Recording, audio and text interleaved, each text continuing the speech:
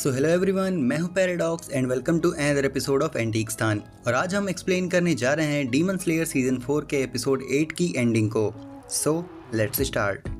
Demon slayer का Hashira training arc series के सबसे इनकॉन्सिक्वेंशियल और शॉर्टेस्ट सीजन में से एक था। एक अलग एडाप्टेशन अप्रोच इस मटेरियल को और बेटर एंड इम्पॉर्टेंट बना सकती थी। अब मेरे ऐसा कहने का मतलब ये नहीं है कि सीजन इंजॉयबल नहीं था, और ये एक्सटेंसिव ट्रेनिंग फोकस इतना मैनिपुलेटिव नहीं लगता। अगर सीजन 2 गुना लंबा होता तो ये सीजन फिलर से बहुत दूर लगभग एक प्लेफुल तरीके से वक्त बिताने का जरिया बन गया था, जब तक डीमन स्लेयर का फाइनल बैटल ना आ जाए। हाशिरा ट्रेनिंग आर्क में सीरीज के ट्रेडमार्क डीमन ड्यूल्स की कमी है, जो पिछले सीजन को हाईलाइट करते थे, और अर्जेंसी की कमी इन एपिसोड्स को नीचे ड्रैग कर रही है। ये देखना इंटरेस्टिंग होगा कि डीमन स्लेयर के ओवर होने के बाद इस सीजन की रेपुटेशन कैसी रहेगी और लोग कितनी बार इन एपिसोड्स को दोबारा देखेंगे। लेकिन जो लोग डीमन स्लेयर के हाशिरा ट्रेनिंग आर्क से निराश हुए हैं, उन्हें भी इसके नॉकआउट फिनाले से ज़रूर हैरानी होगी।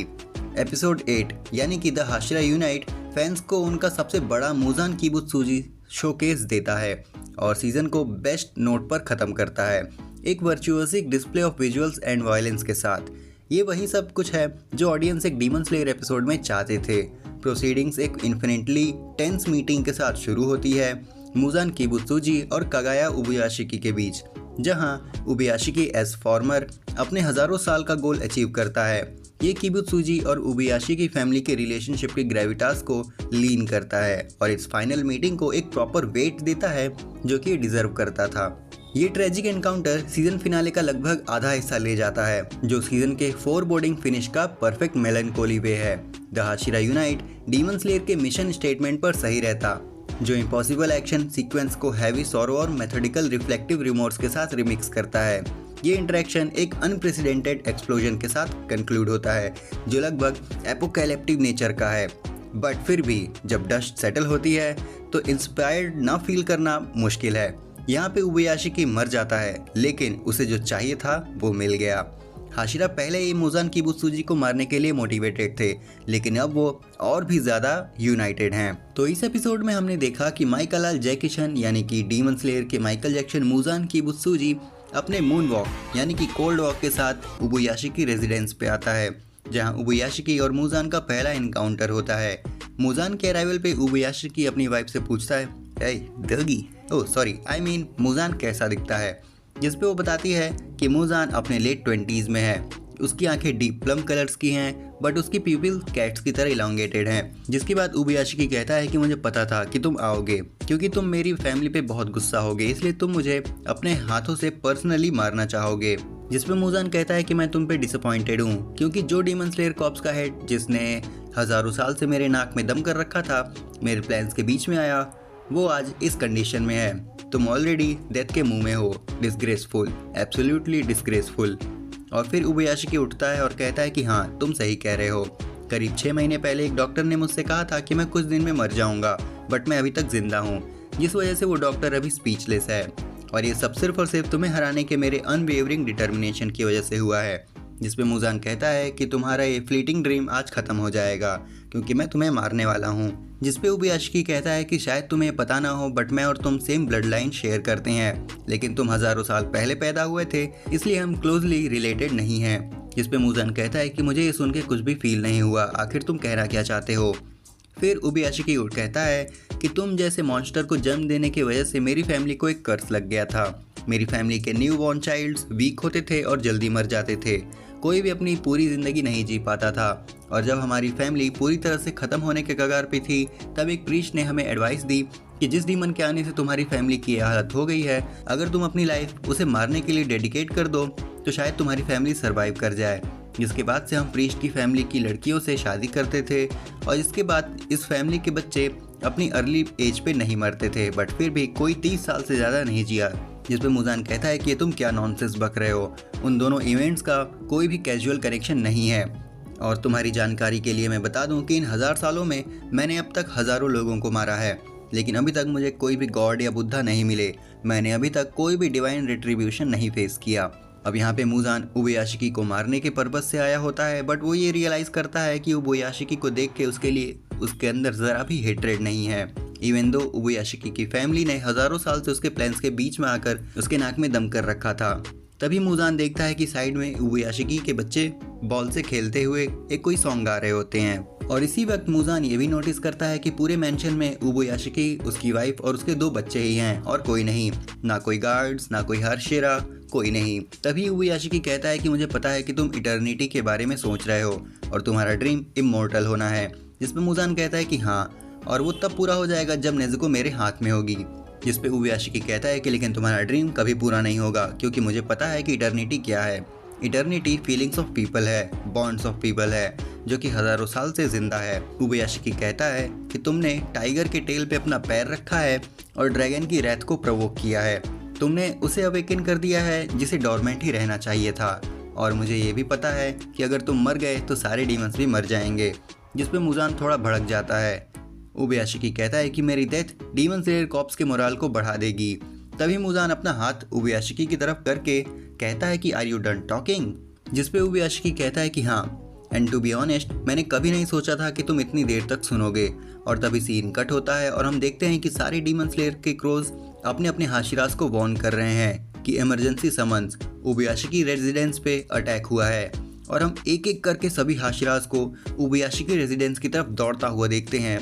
वो लोग ऑलमोस्ट मेंशन पे पहुंचने ही वाले थे कि तभी एक बहुत बड़ा ब्लास्ट हो जाता है, जिसके कारण उबुयाशिकी रेजिडेंस पूरी तरह से तबाह हो जाता है।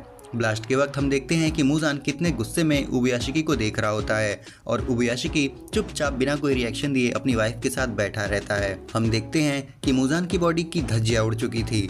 वो खुद को हील करता है और बोलता है मरने से पहले उबुयाशिकी का फेस जैसे किसी बुद्धा का हो, और उसने अपने साथ साथ अपनी वाइफ और बच्चों को भी उड़ा दिया। मुजान सोचता है कि ये कितना खतरनाक आदमी था जो अपने डेथ बेड पे था और उसने अपने मर्डरस इंटेंट को कंट्रोल कर रखा था, वो भी इतनी कम एज में। क्या उसकी फैमिली को इस प्लान के बारे में पता था? मैंने तो कुछ ट्रैप्स एक्सपेक्ट किए थे, बट इस एक्सटेंट के नहीं। और इन एक्सप्लोजिव्स में टाइनी कैल्ट्रॉप्स थे जिससे मेरी हीलिंग एबिलिटी स्लो हो जाए। इसका मतलब अभी और भी कुछ है। तभी उसे कुछ लोगों की प्रेजेंस सेंस होती है और वो समझ जाता है कि और कोई नहीं, हाशिरास हैं।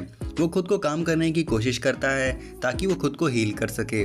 तभी वहाँ कुछ फ्लैश बॉल्स आ जाते हैं जिसमें से इतनी सारी स्पाइक्स निकलती हैं कि मुजान की बॉडी एक पॉइंट पे पिन हो जाती है और जो स्पाइक्स उसके अंदर घुस चुकी थी वो और ग्रो करती है और उसकी बॉडी के अंदर ही ब्रांचेस फॉर्म कर लेती है।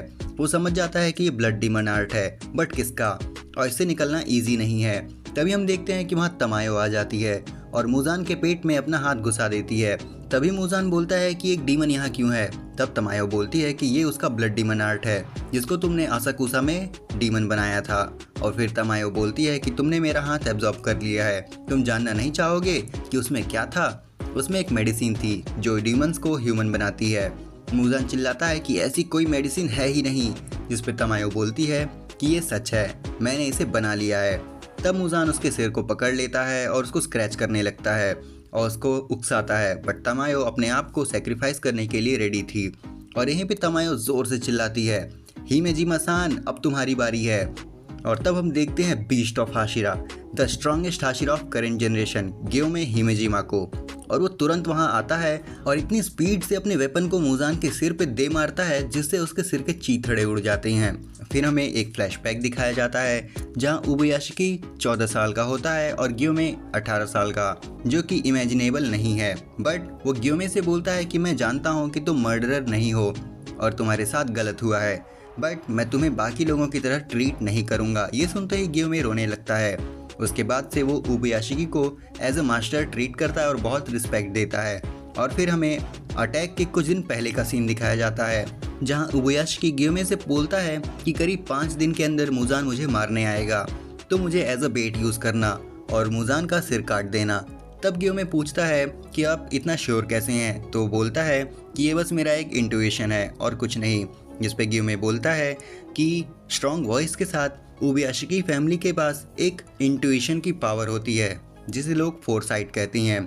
इससे कुछ हद तक लोग फ्यूचर भी देख सकते थे। फिर उबुयाशिकी बोलता है कि बाकी हाशिरा इस प्लान के लिए कभी एग्री नहीं करेंगे, इसलिए मैं ये ड्यूटी तुम्हें दे रहा हूँ। जिसके बाद हम देखते हैं कि मुजान का सिर वॉरहैमर टाइटन के जैसे रीजनरेट हो जाता है। और तब हमें उबुयाशिकी बोलते हुए दिखता है कि मुजान का सिर काट देने के बाद भी वो नहीं मरेगा, उसको सिर्फ सनलाइट से एक्सपोज करके मारा जा सकता है। मतलब कि अब उन्हें मुजान को सुबह होने तक ऐसे ही होल्ड करके रखना होगा। तभी मुजान बहुत जल्दी हील हो जाता है और ग्योमे बोलता है, मैंने आज तक इतना फास्ट रीजनरेशन करते हुए किसी को नहीं देखा। इसके रीजनरेशन की आवाज़ से पता चलता है कि इसकी रीजनरेशन स्पीड कितनी ज़्यादा है। तभी मुजान उस पर अपना एक अटैक यूज़ करता है जो कि कुछ हद तक डाकी के अटैक जैसा था। वहीं ग्योमे स्टोन ब्रीथिंग का third form stone skin use करता है और बिना आइस के बहुत तेज़ी से सारे अटैक डॉज कर लेता है और ब्लॉक कर लेता है, जो कि सेम टेंगेन वर्सेस ग्यूतारो वाली फाइट की वाइब दे रहा था। हम देखते हैं कि सारे हाशिराज वहां आ चुके थे। तभी ग्योमे चिल्लाता है, यही है माइकल जैक्सन, मुजान किबुत्सुजी। इतने में सारे हाशिरा अपनी पीकेस्ट रेज पे आ जाते हैं और सब अपनी स्वॉर्ड निकाल के अपने अपने ब्रीथिंग टेक्निक्स से मुजान पे अटैक करते हैं। तांजीरो भी हिनोकामी कागुरा यूज करता है।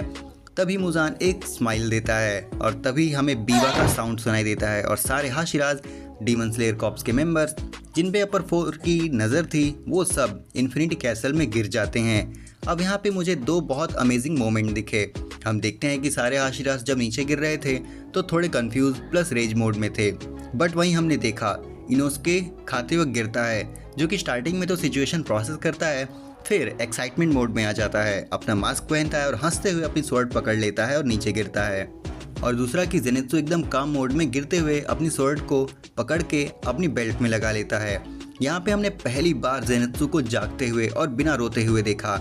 अब मांगा रीडर्स जानते होंगे कि ये क्यों शांत है, क्योंकि मांगा के अकॉर्डिंग जेनित्सु का ये फॉर्म तूफान आने से पहले की शांति है। और लास्ट में हम देखते हैं कि तोमियो का चिल्लाता है तांजीरो, और हम देखते हैं कि तांजीरो एक जगह पे गिरता है जहाँ मुजान उसके सामने होता है और हंसता है। तभी तांजीरो बोलता है कि मैं तुम्हें ज़रूर मारूंगा, जिस पे मुजान बड़े ही बैडएस मोड में कहता है, do it if you can Kamado Tanjiro. और यहीं पे डीमन स्लेयर के सीजन 4 का फिनाले यानी कि एपिसोड 8 खत्म हो जाता है। आई होप कि वीडियो आप सबको पसंद आई हो, और अगर आई है तो उसे लाइक और शेयर कर देना, चैनल को सब्सक्राइब कर देना। हम जल्दी लौटेंगे ऐसे इंटरेस्टिंग टॉपिक्स के साथ, तब तक के लिए सायोनारा।